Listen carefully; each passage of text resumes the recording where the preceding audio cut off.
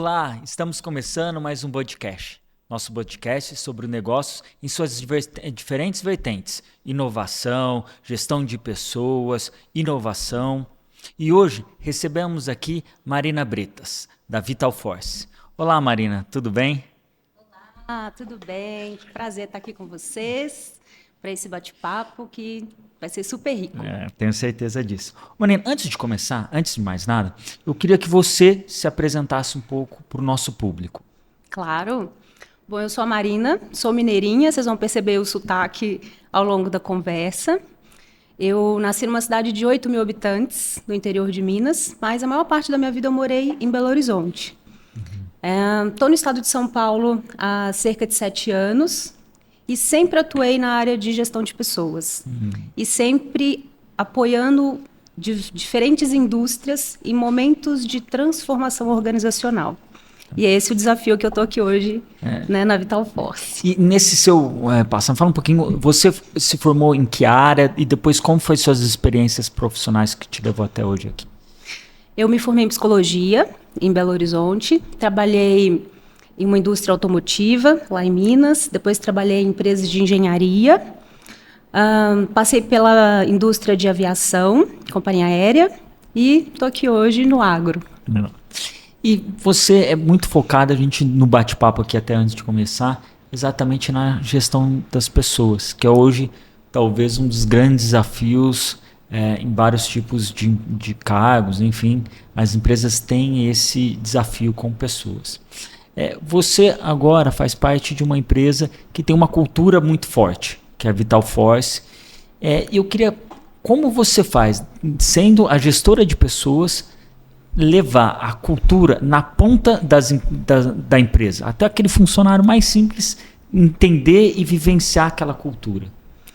É um desafio, mas é um desafio muito legal e que eu gosto muito, porque tem uma frase célebre do Peter Drucker que ele fala: a cultura devora a estratégia no café da manhã, e é verdade. Normalmente as empresas têm um planejamento estratégico robusto, um plano de negócio super estruturado, tem estrutura física, estrutura financeira, mas se não tiver as pessoas junto, nada disso acontece. Porque quem move tudo isso são as pessoas.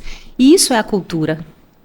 E a cultura, ela precisa ser tratada de forma estratégica, assim como o negócio, assim como o plano de negócio. A cultura é o que garante o sucesso daquele plano de negócio. E é assim que eu trato gestão de pessoas de maneira geral. Mas me fala um pouquinho mais disso, Marina. Por exemplo, na hora que você está construindo o seu planejamento estratégico, como você está me dizendo aqui, na hora que você está fazendo o seu planejamento estratégico, você já faz junto com a cultura. Isso. E o que vem primeiro? Vem a cultura na hora de definir o plano estratégico ou vem primeiro os objetivos da empresa? A cultura, ela parte muito de quem nós somos, sabe? Quem é essa empresa? Né? Quais são os fundadores dela? Quem idealizou essa empresa? Tem quais valores? Parte daí.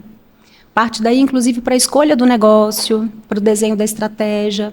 E a cultura é, na verdade, fazer esses valores acontecerem na prática. Então, eu vou dar alguns exemplos para ficar mais fácil, né? E assim, muitas vezes quando eu falo cultura, fica muito etéreo, assim, né? É difícil materializar. Mas, por exemplo, na Vital Force hoje, nós fazemos parte de um grupo que tem valores muito fortes, muito sólidos, né? É um grupo muito sólido. E um dos valores é valorização das pessoas, porque a gente entrega, e o nosso posicionamento estratégico é entregar valor para o cliente. E quem entrega valor não é só o produto, é o profissional que está ali representando a empresa, entregando aquele serviço, entregando aquele valor.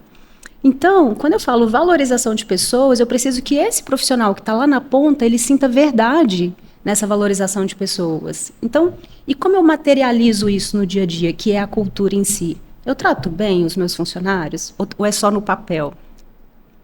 Eu dou uma remuneração adequada? Eu garanto que o meu funcionário está tendo uma alimentação adequada?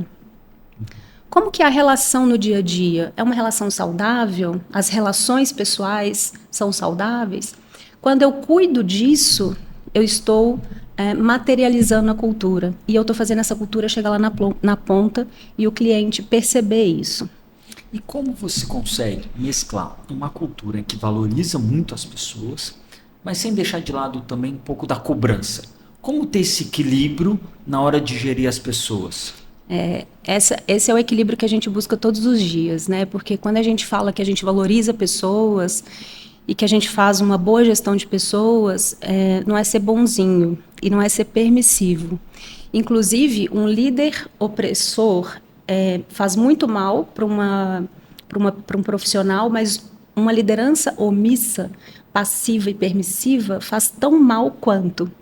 Porque você precisa ser direcionado para o seu desenvolvimento. O profissional ele precisa saber onde ele está errando e onde ele não está entregando resultado. Para ele se desenvolver, crescer e gerar resultado. Porque no final, todo mundo quer gerar resultado. O funcionário quer, né, ter um bom desempenho, ter retorno, e a empresa também quer isso dele. Então, a liderança ela tem que ter esse equilíbrio. Vai precisar corrigir, sim, mas com educação, com respeito. Vai precisar ser assertivo, sim, com educação, com respeito. E, às vezes, precisa demitir também. Mas como é que a gente faz isso da forma mais humana possível? Então, é sobre isso, sabe? Perfeito. E, Marina, agora, quando a gente foi lá, fez uma boa cultura, colocou as pessoas certas para fazer. Como você agora, que está, por exemplo, passando por um processo de estratégia, de mudança de estratégia pelo setor do agronegócio, como você consegue levar aquela estratégia que você está desenhando para as pessoas poderem executar com perfeição? Eu acho que a gente tem que ter ferramentas para isso. E como eu estruturo isso? Eu tenho um planejamento estratégico e, às vezes, eu preciso fazer adequações na minha cultura que vão me ajudar nesse processo de entrega dessa estratégia. Então, por exemplo, hoje a Vital Force ela se posiciona no mercado como uma parceira do produtor.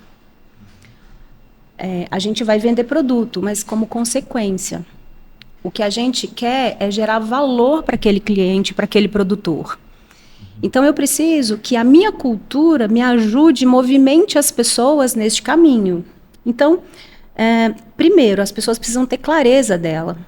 Então, dizer para cada colaborador o que é esperado dele, a forma como ele gera valor para a empresa e a forma como a gente gostaria que ele entregasse essa nossa proposta de valor é fundamental. Então, assim, comunicação clara, transparente, honesta e acompanhamento, sabe? Então, você está junto com ele, enfim, dá espaço para conversa, para diálogos, e a gente vai ajustando isso no caminho. A cultura, ela não é fixa, os valores são. Os valores, esses são inegociáveis, né? Mas a cultura, às vezes a gente pode querer uma cultura de maior inovação. Então, eu tenho que fomentar isso, eu tenho que dar mais liberdade, isso molda o meu modelo de gestão. Se eu quero uma cultura de inovação, eu não posso ter um modelo de gestão de comando e controle, ou de punição, porque se a pessoa erra e eu puno, ela não vai mais ser criativa. Então, passa por tudo isso, sabe? Com certeza. E na proposta de valor da Vital Force, é nítido a sustentabilidade e a forma de trabalhar isso, inclusive a essência da empresa está na biotecnologia. Essa proposta de valor de biotecnologia com sustentabilidade, por que vocês acreditam que está o futuro do agronegócio aí? A Vital Force ela foi adquirida pelo Grupo Luarte, que é um grupo de uma família empresária que abraça a sustentabilidade como propósito, sabe? E é muito legal isso. A principal empresa do grupo, que é a Luarte Soluções Ambientais, trabalha com re-refino de óleo lubrificante utilizado. Então, coleta todos esses óleos, passa por um re-refino e devolve esse óleo limpo. Quando eles decidiram diversificar o negócio, e aí veio a Vital Force, para eles, o fundamental é que tivesse conexão com a sustentabilidade. E quando a gente olha, e quando eles se depararam com o agronegócio e com os bioinsumos, tinha muita conexão com isso, né? Tem muita conexão com uma agricultura mais sustentável, mais saudável, né? E que vai de encontro com o propósito deles. Então. E nessa escolha, do ponto de vista do do agricultor, do pecuarista, do cara do negócio mesmo lá da agricultura. Hoje, existe um trade-off entre sustentabilidade e produtividade? Posso ser sincera? Sim. Os agricultores vão escolher a solução biológica mais sustentável, primeiro pela rentabilidade e por uma pressão do consumidor final. Em segundo plano, pela sustentabilidade. Infelizmente, é um processo de mudança de mentalidade. E a gente tem consciência disso e a gente vem trabalhando com essa realidade. E a proposta de trabalhar com bioinsumos, ela traz isso, né? E a gente traz esse ponto da produtividade, porque a gente sabe que é onde a gente consegue trazer com maior facilidade essa mudança da mentalidade e a mudança do manejo do agricultor. Por quê? Porque quando se olha para a agricultura tradicional, que é o modelo de pensar só na safra atual e garantir a produtividade dessa safra, todo o manejo ele é muito pontual. Quando você muda para uma agricultura regenerativa, você vai olhar todo o sistema. Eu não estou olhando só para essa safra, mas como que eu colho essa safra, mas preparando já o terreno e deixando, né, o solo preparado e sustentável e nutrido para a próxima safra também. Então, você deixa de olhar só para a produtividade daquele plantio, por exemplo, e começa a trabalhar todo o ecossistema de solo e planta. Então, quando a gente vai por este caminho e a gente mostra essa efetividade que os químicos não estão dando mais, a gente consegue uma abertura aí para mudança de mentalidade. E só uma coisa assim que a gente gosta sempre de frisar não é que a gente acha que os biológicos vão acabar com os químicos, a gente acredita numa redução dos químicos e um aumento dos biológicos. Os químicos ainda são necessários, mas eu gosto de fazer uma analogia que é igual ao antibiótico. Você não vai parar de tomar antibiótico, né? Às vezes a gente está com uma infecção, uma situação clínica que você precisa de um antibiótico forte. Mas quando você toma antibiótico, o que acontece? A sua imunidade cai. Com solo é a mesma coisa. Você entra com um químico, mata a praga, mas também mata todos os micro-organismos vivos que são saudáveis, né, daquele solo. Então, é a mesma coisa, é a redução dos químicos e um aumento do manejo com biológicos. É isso que a gente acredita. Marina, como você mesmo está falando, isso é uma mudança de mentalidade no setor da indústria do agronegócio como um todo. Certo. E você disse também que vocês estão ao lado do agricultor, ao lado do pecuarista, do lado do produtor na hora de produzir. Como é que é feito esse trabalho? Vocês vendem só produto? Tem serviços embutidos? Como se cria essa relação para conseguir mudar a mentalidade e mostrar os benefícios da biotecnologia? Marcelo, essa pergunta é muito legal porque a gente está entendendo que a gente não cresce sozinho, né? E assim, nós queremos escalar o nosso negócio, nós queremos crescer a nossa empresa e queremos crescer a agricultura, né, sustentável. Mas a gente vai fazer isso de forma colaborativa. Então, como que a gente, o nosso posicionamento como é que a gente leva serviço para esse agricultor? Porque eu acompanhei, né, algumas visitas a campo, eu vou para o campo, acompanho o time, né, cada vez mais estou dentro da realidade do time para saber do que nós estamos falando. Coloca bota e botina. Coloca botina, chapéu e vou para a lavoura. Eu adoro fazer isso. Eu aprendo muito, né? E rodando no interior da Bahia com o time, eu vi em algumas fazendas escrito placas assim, não atendemos vendedores. Uhum. E falei, gente, isso é um indício de um sistema falido. O modelo tradicional de venda está falido, não está sendo satisfatório para o produtor. A gente precisa mudar isso.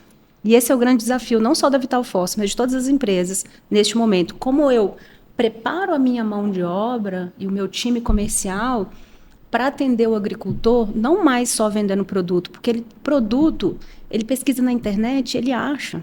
Não é isso mais que ele precisa de alguém que vá lá e ajude a identificar as dores dele. Então, fazendo de novo uma analogia, eu assemelho a visita do nosso representante técnico de vendas como a visita de um médico. quando você chega no médico, ou quando o médico vai até você, primeiro ele faz uma anamnese, ele entende, né? Quantos anos você tem, né? O que você já teve, quais problemas de saúde você tem. O nosso time é a mesma coisa, ele chega lá na lavoura e entende o que já foi plantado aqui, o que já foi aplicado, né? O que já aconteceu aqui, faz uma anamnese. Depois entra para avaliar, como se fossem os exames, né?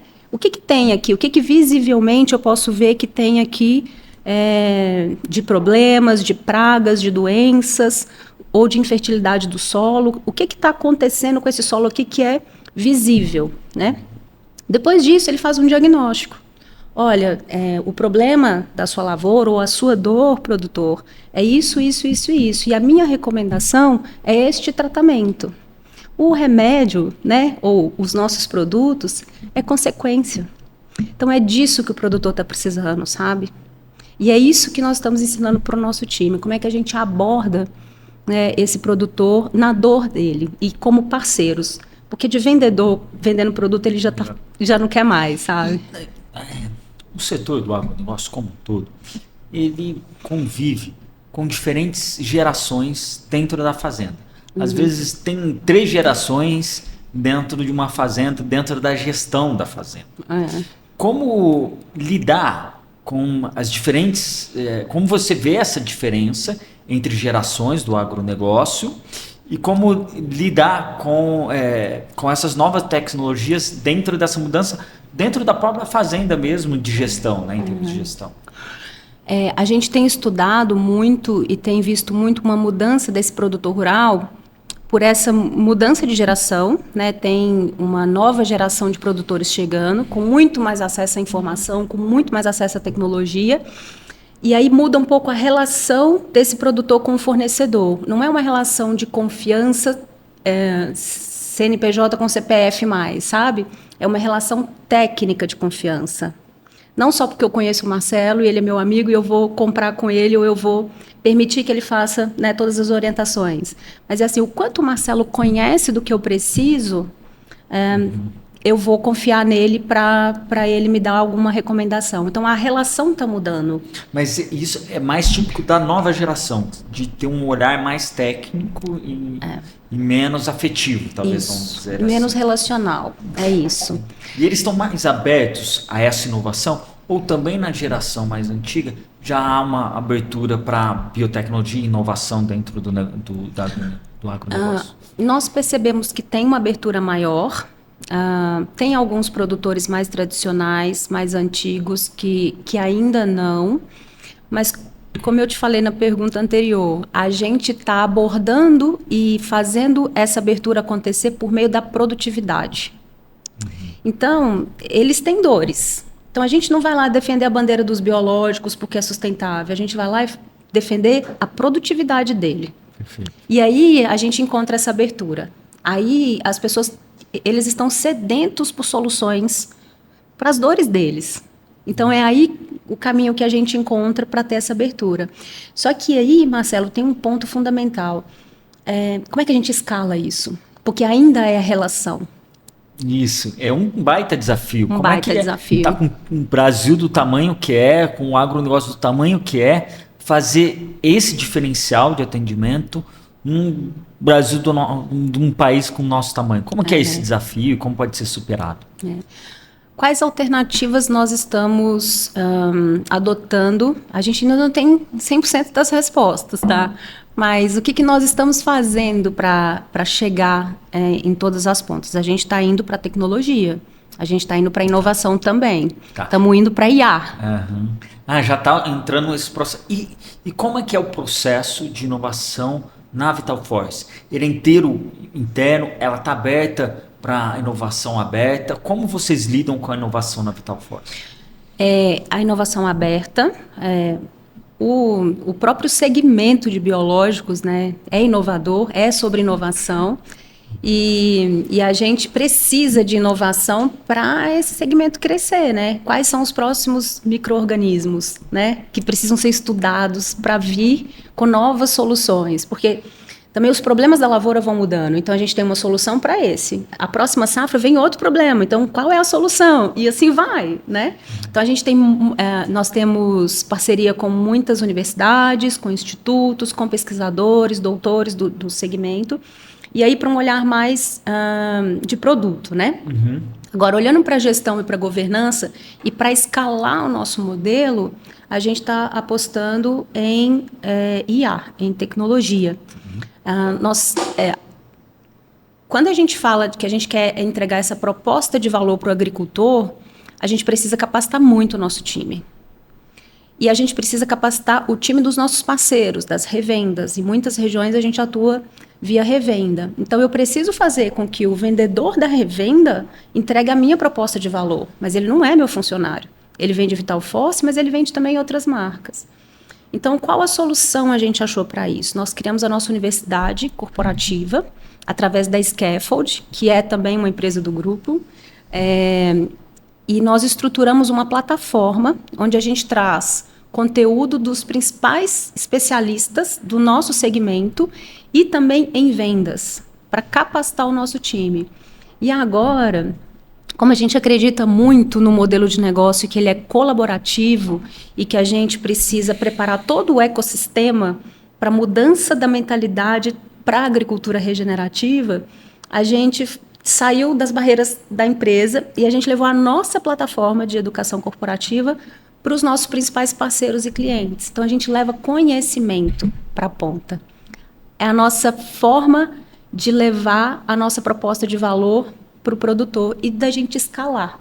Nós estamos criando, ainda não está pronto, estou dando spoiler aqui, mas a gente está criando a nossa IA, que vai ser um super coach do nosso vendedor e dos parceiros e dos clientes, que vai levar todo esse conhecimento de manejo de produtos, de bioinsumos, através de um bate-papo com uma inteligência artificial. Estamos construindo isso, sabe? Mas a gente vê que escalar é dessa forma. E esse processo de construção de IA, de tecnologia, de dentro da própria empresa que vocês contrataram, um time de desenvolvedores, ou vocês buscaram no mercado uma solução que atendesse a expectativa de vocês e que tem pertinência ao mercado? Nós buscamos no mercado e estamos abertos a conhecer todas as oportunidades do mercado, porque quando você internaliza tudo, às vezes fica inviável. A gente não é bom nisso. A gente não é bom em construir IA. A gente é bom em tratar da lavoura, de produzir bioinsumo, né? Uhum. Então, para que eu tenho que ter tudo em casa? Né? Eu posso ter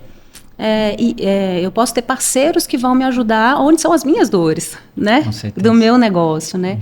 E a gente, Marcelo, quer cada vez mais agregar. Então, até quando a gente vai visitar o produtor e a gente vê que a dor dele é uma dor que nós não podemos solucionar, mas que nós podemos intermediar, por que não? Então, por exemplo, o agricultor precisa fazer uma análise, uma interpretação metagenômica lá. A gente não faz isso, mas por que não eu trazer um especialista que é do nosso relacionamento, que é do nosso ecossistema, para prestar aquele serviço para ele? Porque, no fundo, o que a gente quer é que ele seja produtivo. E isso gera valor para ele, não só vender o produto, sabe? Então, nós estamos muito abertos a todo esse ecossistema, sabe? Nós estamos passando agora, nesse momento, enquanto a gente grava aqui esse vídeo, um desafio do Brasil, que é o acordo do Mercosul com a União Europeia. E esse acordo é inerente à sustentabilidade do agronegócio. Você acha que hoje o Brasil estaria pronto para atender uma demanda tão forte que é da União Europeia para sustentabilidade? Isso passa por mudança da mentalidade e essa exigência é uma das coisas que vai acelerar a adoção de bioinsumos pelos agricultores em substituição do manejo tradicional. Porque tem essa pressão da produtividade, que eu falei que ela é interna, ela é a dor do produtor, mas tem um consumidor que ele não quer mais comer uma maçã que pode ter resquícios de produto químico ali. Né? Cada vez mais as pessoas estão buscando produtos mais saudáveis. Então, tem toda essa pressão externa. E eu acho, sim, que nós temos capacidade de atender E eu acho que isso vai ser ótimo. Isso está sendo ótimo para acelerar esse processo de mudança de mentalidade, de adoção, que ela além de ser mais sustentável, ela também é mais rentável, sabe? É quebra de paradigma total, assim. Bom, agora eu queria falar um pouquinho de futuro, assim. Tá. No seu trabalho hoje, se você tivesse uma bolinha de cristal aqui, né? Como você gostaria de olhar a Vital Force daqui 10 anos? 10 anos. Porque você fala, puta, fiz um trabalho legal. Eu cheguei e posso olhar com orgulho que daqui 10 anos, bom, e nesses 10 anos conseguimos fazer isso. Marcelo, nós estamos trabalhando hoje para que daqui 10 anos nós possamos ser uma das principais empresas de bioinsumos do mercado e sermos reconhecidos como uma empresa parceira, uma empresa que leva solução, uma empresa que abraça a sustentabilidade e que o cliente, qualquer dor que seja a dele, ele olhe, ele lembre da Vital Force como esse parceiro sólido, de confiança. Então, nós estamos construindo uma empresa para isso. A gente pretende ter produtos inovadores, a gente pretende estamos construindo um time super qualificado para chegar nesse posicionamento que nós queremos ter. E estamos buscando os parceiros e nos associando a todos que compactuam dessa nossa proposta de valor e desse nosso pensamento de que o crescimento ele é conjunto, sabe? Não dá para crescer sozinho. Marina, o Brasil ele é muito conhecido pela venda das suas commodities. Ela é uma potência no agronegócio. Mas nem tanto quando a gente olha a indústria como um todo. A gente importa insumos e não tem referências talvez globais em termos de fertilizante. No futuro, a Vital Force pode entrar nesse mercado internacional? Sem dúvida, Marcela, a gente também sonha grande. Nós gostaríamos muito de expandir a nível internacional. Hoje nós já temos algumas parcerias, então nós atuamos no Uruguai, Paraguai, e na Argentina também, através de alguns parceiros. E hoje a grande barreira para essa atuação internacional é a parte regulatória. Ainda é uma barreira enorme para a gente levar um produto nosso para o exterior e fazer a validação técnica desse produto no exterior. Então, levam anos. E a gente vem trabalhando forte com isso, para tentar acelerar esse processo, mas ainda essa é a principal barreira para que isso aconteça. Precisa evoluir bastante nesse sentido. E dentro do próprio Brasil mesmo, qual que você considera ser o maior desafio do setor? Não só econômico, olhando os desafios econômicos da taxa de juros altos, mas o setor é burocratizado? Como é que se dá o processo de licenciamento? Enfim, quais outros também, talvez, desafios que vocês têm na Vital Force? A gente tem alguns desafios logísticos, a gente tem alguns desafios que são mais de operação em si, mas eu vou te falar que hoje a principal barreira mesmo é mentalidade. E assim, Marcelo, porque vamos pegar um engenheiro agrônomo, ele não vê na faculdade sobre bioinsumos. Infelizmente, toda a grade curricular do curso não está voltada para este assunto. Não tem nenhuma cadeira deste assunto, né? Então, quando a gente vai falar de agricultura regenerativa, a gente vai precisar voltar na base, na formação mesmo. Então, a gente está pensando muito nesse movimento sistêmico. Como que a gente vai para as universidades, como é que a gente faz esse assunto ficar relevante, como é que a gente forma esses engenheiros agrônomos, a nossa mão de obra, que depois vai lidar com toda a lavoura, com essa mentalidade de agricultura regenerativa mesmo, e não só com a indústria química, que é hoje a maior parte, enfim, do nosso mercado. Então, a principal barreira ainda é essa, e a gente tem essas alternativas de ir vencendo isso através do conhecimento, de levar conhecimento, dar acesso à informação, para que as pessoas possam adotar esses métodos mais sustentáveis. Do ponto de vista agora econômico, a gente tem algumas dificuldades no próprio setor do agronegócio. A a gente vê um achatamento de margem em algumas produções, taxa de juros alta. Como vocês estão lidando com esse cenário adverso e qual que é a sua expectativa para esse futuro próximo em termos econômicos? Marcelo, ótimo ponto esse, porque 3 anos atrás, a margem dos bioinsumos era muito alta e isso atraiu muitas empresas. Então, hoje no mercado tem muitos novos entrantes nesse segmento de biológicos. Isso mudou, isso foi uma onda e agora se acomodou. Então, as margens estão menores e vários outros fatores econômicos estão impactando, né? Então, juros altos, né? O valor das commodities cada vez mais baixo. Então, tem uma série de dificultadores aí para dentro do segmento. Mas a gente olha para isso e não vê que isso é uma crise, a gente vê que essa é a realidade.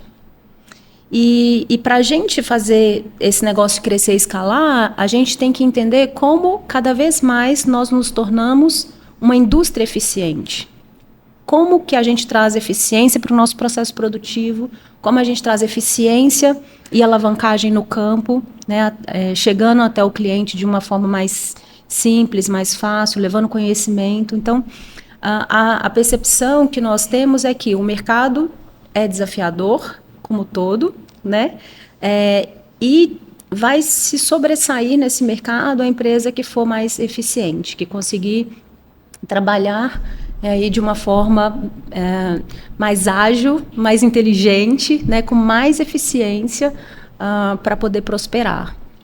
E hoje, vocês dentro da Vitalforce, vocês têm dificuldade no recrutamento de pessoas?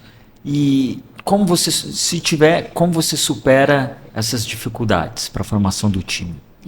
Formação de mão de obra, eu acho que é a dor, né, de quase toda empresa hoje, né? E eu acredito muito em formação, né? Eu acredito muito em formação. Acho que isso tem um poder e um valor enorme. E faz parte da cultura também, né? Se eu sou uma empresa que quero levar serviços, que eu quero levar qualidade, eu preciso formar em casa, que é muito difícil achar no mercado, né? Então, na Vitalforce, a gente implementou alguns programas para formação. Então, a gente lançamos o primeiro programa de estágio aqui para Barretos. Fomos, né, na universidade e selecionamos aí jovens muito, muito bons, com perfil ótimo, para diversas áreas, de diversos cursos, e a gente está, né, acelerando, através de um programa mesmo de desenvolvimento, a formação desses jovens para suprir a nossa demanda aqui, né? Quando a gente olha para o campo, a gente está estruturando um programa de desenvolvimento e de formação de assistentes técnicos. Então, a gente está trazendo assistentes técnicos, estruturando um programa de formação de desenvolvimento para que eles se tornem nossos vendedores e vão vender a nossa proposta de valor, né, para o cliente final. A gente não acredita que a gente consegue trazer pronto do mercado mais. Marina, uma das grandes assim que me saltou aos olhos numa visita que eu tive no Vitalforce foi a quantidade de mulheres. Você é uma líder, é a head, e é uma mulher. A própria CEO também é uma mulher. Como a Vitalforce consegue assim fazer esse time tão forte de mulheres? E qual foi a estratégia? Como vocês lidam para ter um time tão forte nesse lado feminino? E no agro ainda, né? No agro. O agro tem mudado bastante, mas é um setor que tem a maior parte de homens, principalmente na liderança, né?